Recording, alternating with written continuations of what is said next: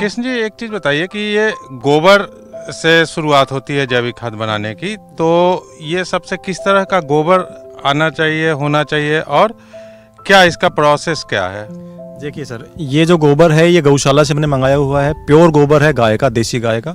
और इसको यहाँ पे जैसे ट्रैक्टर ट्रॉली इसको डंप करके जाते हैं तो इसको हम थोड़ा फैला देते हैं, 1.5 से 2 फीट की हाइट पे ले आते हैं इसको।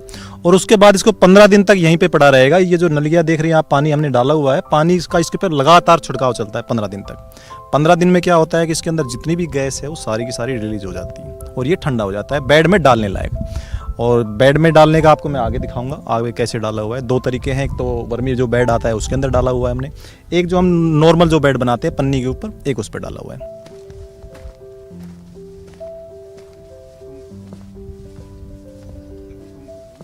कृष्ण जी, गोबर को गीला करने के बाद फिर इसके बाद की अगली प्रक्रिया क्या होती है? जी, डायरेक्ट वहाँ से जो ठंडा हो जाता है गोबर तो इसको हम इस वर्मी बेड में डाल देते हैं। इसमें 2 तरीके हैं, हम 2 तरीके से बनाते हैं। एक तो वर्मी कंपोस्ट बनाते हैं हम बेड में डाल के, दूसरा तरीका आपको सामने दिख रहा है जो हमने कबरनुमा बनाया हुआ है, एक वो तरीका है।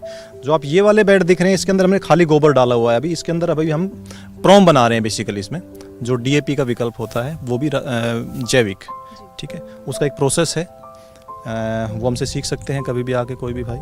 तो ये DAP का विकल्प है और ये वर्मी कंपोस्ट है बेसिकली जी। जैसे ही हम इसके अंदर गोबर डालते हैं बेड के अंदर तो उसका अगला स्टेप ये होता है कि इसमें केंचुआ छोड़ना होता है, क्योंकि ये बिल्कुल तैयार हो गया है केंचुए के खाना। इसके अंदर कुछ लोग बोलते हैं जी आप कितना पुराना गोबर यूज़ कर सकते हो, तो मैं एक बात कहूँगा कि इसके अंदर 15 दिन पुराना तो सबसे बेस्ट है, क्योंकि उसमें से गैस निकली हुई है।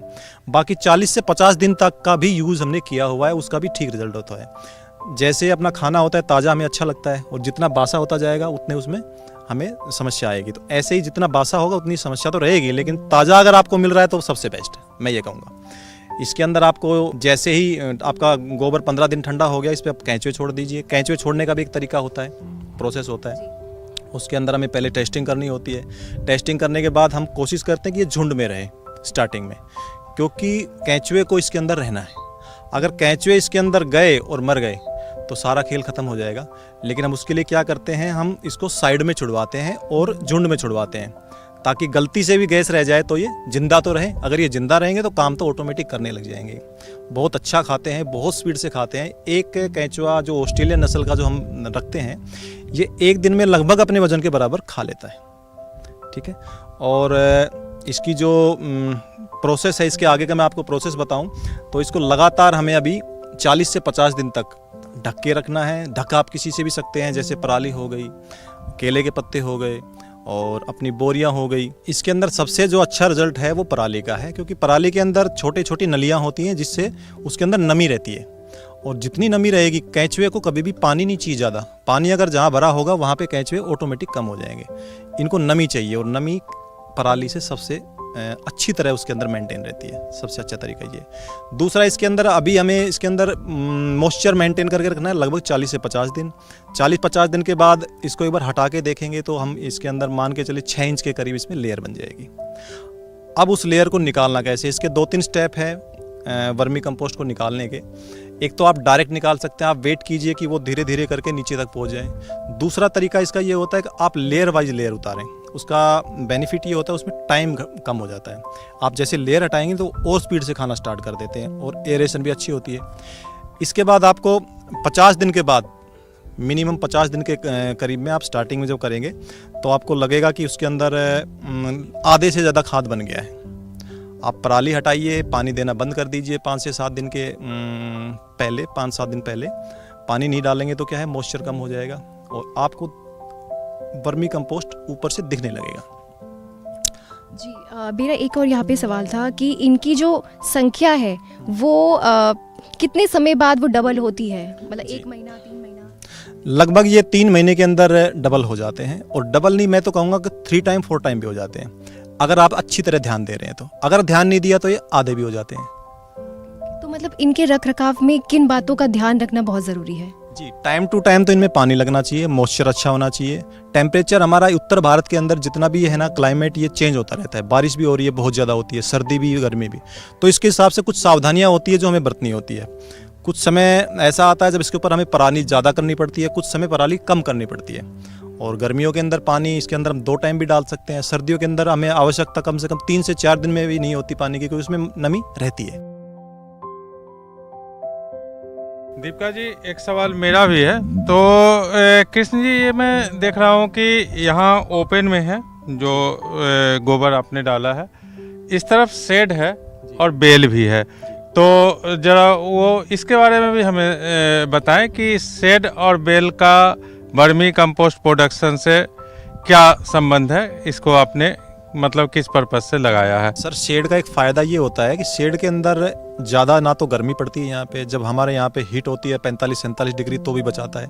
इसके अंदर हम पराली थोड़ी भी डाल दे तो भी काम चल जाता है। दूसरा, इस एक बहुत भारी समस्या इसके अंदर ये भी रहती है कि पक्षी का नुकसान होता है। खुले के अंदर भी लगा सकते हैं, बहुत सारी यूनिट खुले के अंदर ही लगी हुई है, लेकिन हमें सुविधा बढ़ाने के लिए, अपने लिए थोड़ा फ़ायदा करने के लिए ये लगाया हुआ है। गर्मी ज़्यादा नहीं होती, बारिश के अंदर भी पानी छन के आता है और पक्षी का बचाव है। हमारे यहाँ पे खर परमानेंट यहाँ पे बंदे बहुत सारी कंप्लेंट ये आती है कि जी पक्षी चुग गए। कैंचुए को एक लंबी चोंच का एक पक्षी आता है, वो बड़ी जल्दी चुग के चला जाता है, ख़त्म कर देता है इसको, ठीक है। और जो आपने पूछा है कि ये बेले वाला जो हमने तारबंदी की हुई है, इसके ऊपर हमने बेल लगा रखी है। बेल के भी 3 फायदे हैं।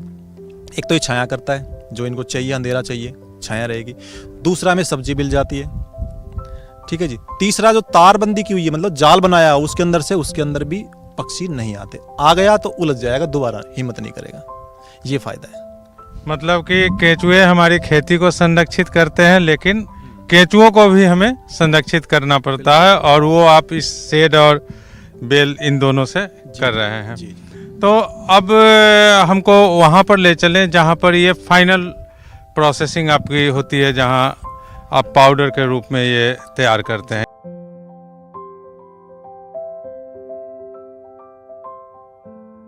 तो क्या ये है वर्मी कंपोस्ट का फाइनल प्रोडक्ट जो आपने तैयार किया है? जी सर, ये 2-3 महीने के बाद जो हमारा फाइनल प्रोडक्ट निकलता है वो है ये। इसको हमने थोड़ा सा नमी कम करने के लिए यहाँ पे ढेर लगाया हुआ है। इसके बाद हम जो छनाई करेंगे वो अंदर करेंगे, वो आपको मैं अंदर दिखा देता हूँ।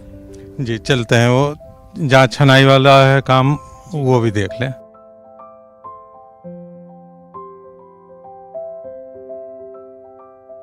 तो अब जो है ये तैयार हो गया, ये वर्मी कंपोस्ट, ये फाइनल है। ये फाइनल प्रोडक्ट है सर, और इसको ब्लैक गोल्ड भी कहते हैं। आप देखेंगे इसका कलर बिल्कुल ऐसा शानदार कलर हो गया है, ठीक है।